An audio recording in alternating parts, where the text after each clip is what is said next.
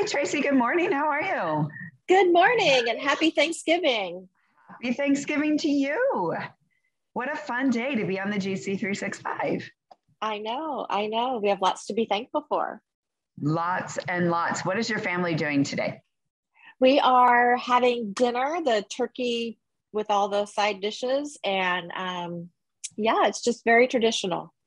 Oh, fun. I'm sure that right about now we are watching the parade, although I will be online today talking to y'all in the comments. Hopefully you'll comment and say something to us to make it fun. I'll be here. I'll be here. Yay. So let's jump in. We had some reading in Daniel today. Yeah, we did. It was good reading too. Really good reading. Here's what stands out to me to Daniel, since we're starting like Daniel chapter 1.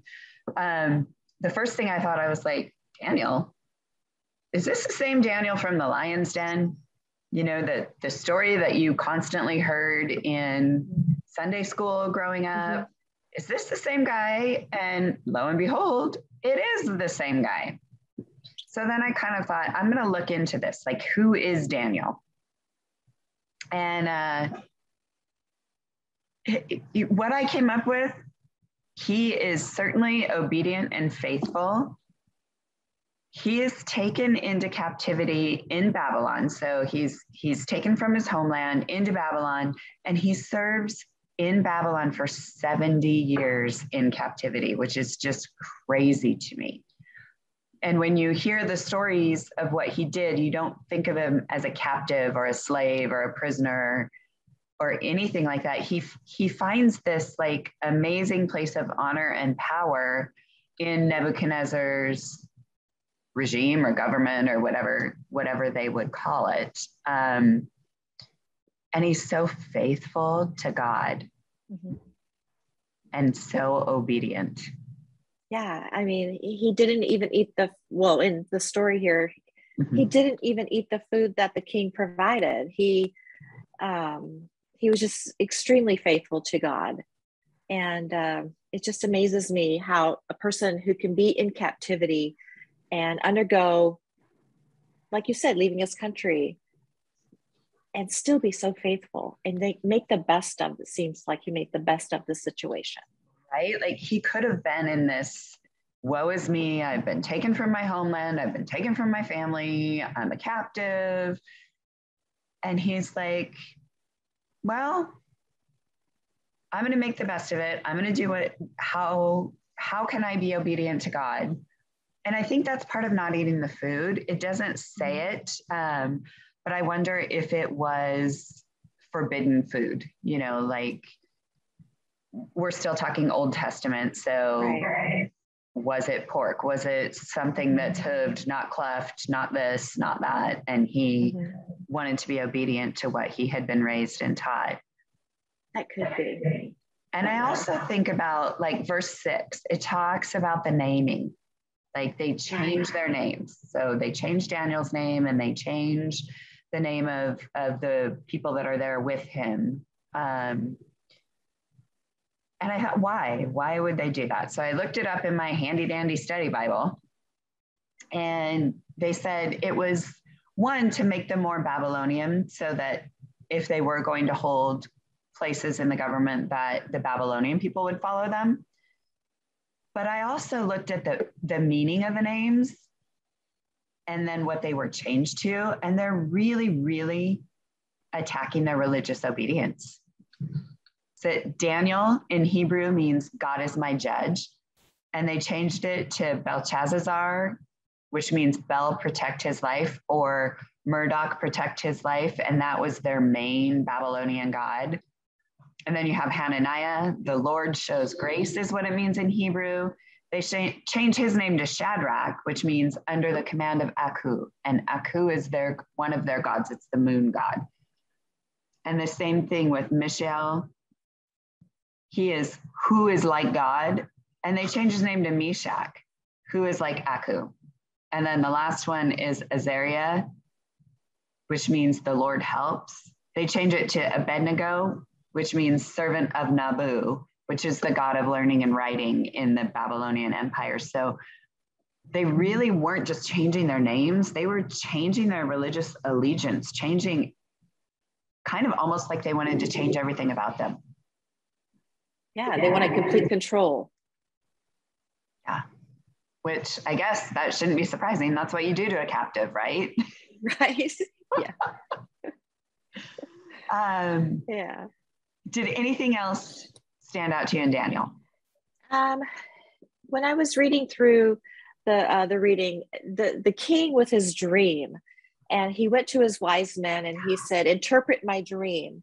And the wise men said, "Well, tell us your dream so we can interpret it." But the king was steadfast. He didn't want to share the details of his dream. So, he went to Daniel.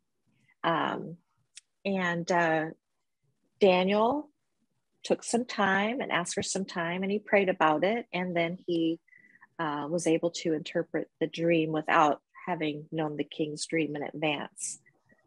Earth-shattering. It was earth-shattering. Truly a God thing. And I love that he took the time and he went to God. It's again about the obedience that he had and the faith that God will get me through this.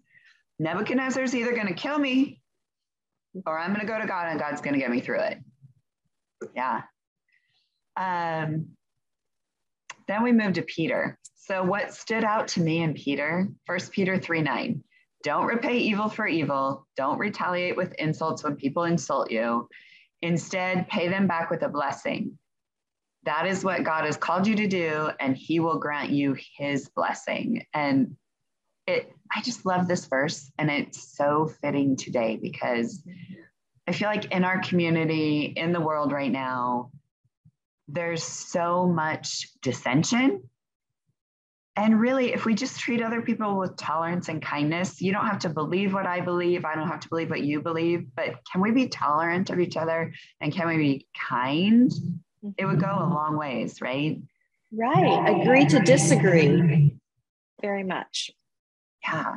It's just, and I think, gosh, here it is right here, however many thousands of years ago, and we're still dealing with these problems.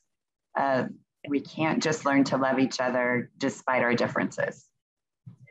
Right. And it doesn't mean that we're being subservient or a doormat when we are being, kind to someone. It is basically being respectful of that person's opinion. But in turn, I would like that person to be respectful of my opinion too. Right. And it doesn't mean we have to change our opinion. It doesn't mean we have to agree. Just be respectful. Yeah. Yeah. It's crazy. Anything else in Peter stick out to you? As I was reading down in verse 18, it talks about where Christ died for us. And we see this a number of times in the New Testament where Jesus died for me the sinner, me the imperfect person, and he was totally perfect.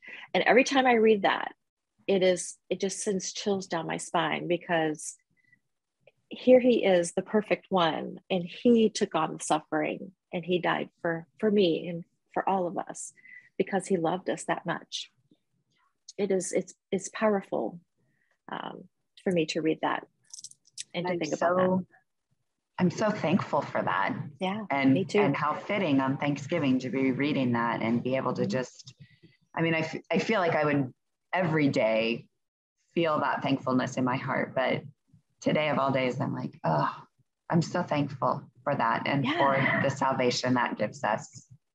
Yeah. It's a beautiful thing. It's very, beautiful. Very calming. Mm-hmm. And then in Psalm 119, how many times have we read this in our lives? So many, many, many, many. Verse 71 stands out to me a little bit. My suffering was good for me. It taught me to pay attention to your decrees. Your instructions are more valuable to me than millions in gold and silver. And I feel like there's like a theme woven throughout the day here, being thankful in suffering, being respectful, seeing the good in your suffering. Exactly. And then Proverbs, blessed are those who fear to do wrong, but the stubborn are headed for serious trouble. Now, when we talked about this earlier, you had a different version you wanted to read. I do. I read a couple of different versions, and I often do that when I don't understand things. The easy to read version reads, "People who respect others will be blessed, but stubborn people will have plenty of troubles."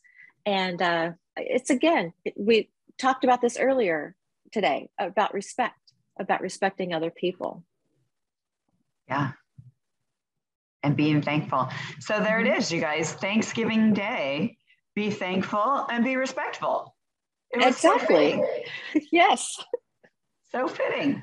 All right. Well, thank you so much, you guys. Thanks for watching today. I hope you enjoy some pie with your family and maybe some turkey, and you have a fabulous day. Happy Thanksgiving. Happy Thanksgiving. See you guys tomorrow.